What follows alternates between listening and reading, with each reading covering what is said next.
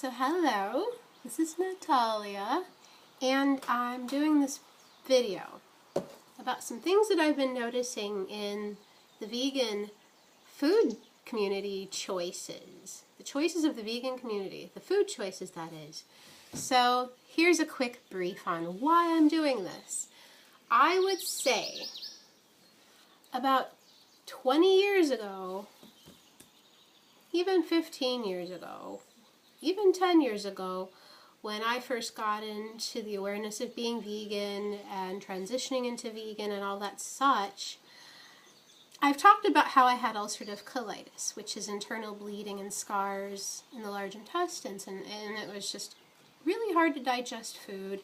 And I personally had to change a lot of the ways that I ate. I went vegan because of simultaneously ethical and health reasons. And at the time, 10, 12, 20 years ago, because it was a process for me, I remember back in those days, the books that I read, like Healing with Whole Foods by Paul Pitchford. I also read The Sun Food Diet Success System by David Wolfe. I also remember Eating for Beauty by David Wolfe.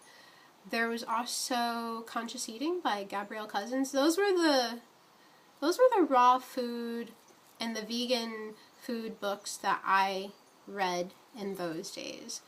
And so there were all these foods that were considered taboo.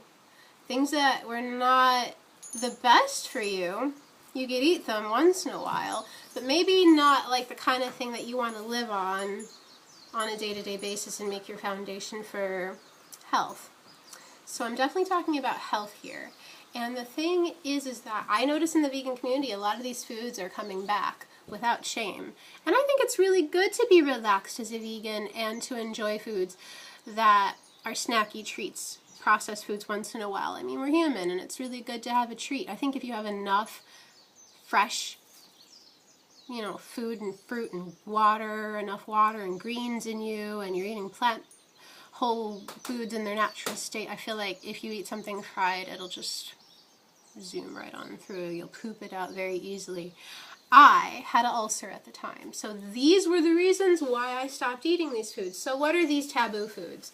I got a list here. Okay, so I'm talking like 1996, I'm talking like 2001. Yeah, how old am I? Call me. Okay, so I remember back in the day, white flour products were a fucking no-no. They said the whiter the bread, the sooner you're dead. And there's people out there in the vegan community that are totally having like pizzas and breads and ciabatta buns, and I've enjoyed them too. Actually, right here, I have some pretzels. So here's an example of white flour, these particularly. What's another food that was really taboo? Wheat gluten, wheat products. And I noticed, like, from my representation of wheat, I will show you. It's got wheat in it. And people are dealing with, like, wheat allergies and things like that. And I noticed now it's gotten a lot more relaxed. And what's another thing that was really taboo? Canned food. So, canned food was taboo. Why?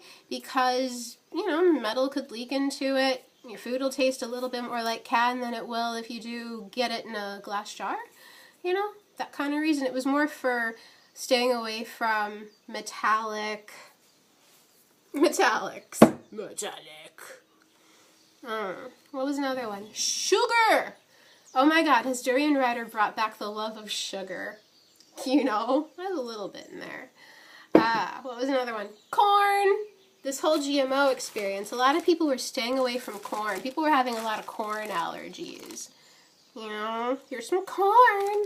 Here's my example. Soy was a big bitch back in those days, and I noticed people are eating tofu with reckless abandon. Very comfortable. My example for soy. I have you. Here, edamame. These are delicious. And I eat tofu. I got my tamari and my shoyu. I mean, people are eating soy. It's amazing to see people eating soy. It was just so, like, people would look at me really funny if I got tofu at the hot bar at the health food store, and I'm just like, shut up. Pasta. Why? Because it sticks to your guts, they used to say. But I feel like if you're really eating a lot of vegetables, getting in your greens, getting in your fibers, you can poop this out like a firefox. You know? They just said it stuck to your ribs, you know, and all that kind of stuff. I don't have any bread, but bread is an example. White potatoes. They used to say that white potatoes were just like, don't eat them, they're sugary and they'll stick to your guts and then everything's going to stick to the stickiness in your guts and don't eat white potatoes, eat sweet potatoes. And okay. Food combinations. I notice vegans in the vegan community are eating amazing food combinations and not really feeling that guilty for it. So, like, you know, fruit and crackers. I see people eating, like, their grains and their fruit. Oh, my God. You know, people are really relaxed about it now. What's another one? Cooked oils. Cooked oils and cooked fats. I would definitely say 10, 15 years ago, cooked oils and cooked fats, here's my tahini, were so taboo, especially in the raw food world. And I notice cooked fats are still taboo, but I notice people are eating them anyway. Ah! What's another one? Fried food. I don't have anything fried here. Pizza. I don't have pizza, but this is a pizza mix that I use. They ask you to use eggs, the fuckers. Yeah, they want you to use eggs in here and butter, and I don't. Actually, all I use is water, and that's it. I don't even really use oil in here. You know, another one is wheat meat. Seitan! Wah! And so it's frozen, but I made myself a loaf of seitan. I got inspired by making seitan from Violent Vegan. Thank you very much. He did that amazing video about seitan. Did I say wheat?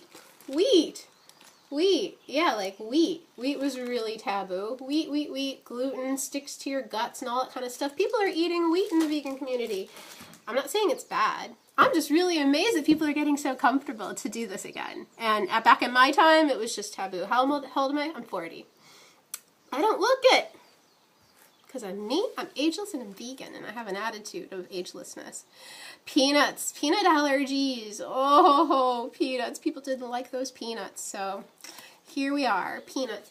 And those are all the things that I can think of. So yeah, those foods were taboo, and people are really, really having a good time in the vegan community digesting these foods and enjoying these foods without having to hide them. I mean, obviously, they're on videos. And back in the day when I was healing from ulcerative colitis and changing my foods around, and I did remove all of these foods from my world at one point, and within the last 5 years I've been bringing them back. So that's something from my journey. But yeah, it's really good to see a level of comfort in the vegan community, because I mean, really, having health ambitions and a tense ass mental, I can't eat this, stressed out mind, it is so counteractive. So relax, enjoy what you're eating, and if you're healing and you need to remove some things out of your, you know, your diet, like I did, just enjoy what you have. Please enjoy what you have. So that's my video. Thanks for watching.